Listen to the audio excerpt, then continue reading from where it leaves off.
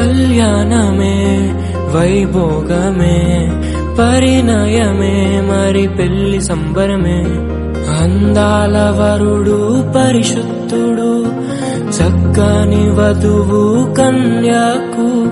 అందాల వరుడు పరిశుద్ధుడు చక్కని వధువు కన్యాకు జరిగే పరిశుద్ధ వివాహమే పెరిగే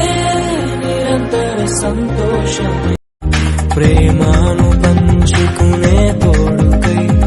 ఆశగా చూసే హృదయముకు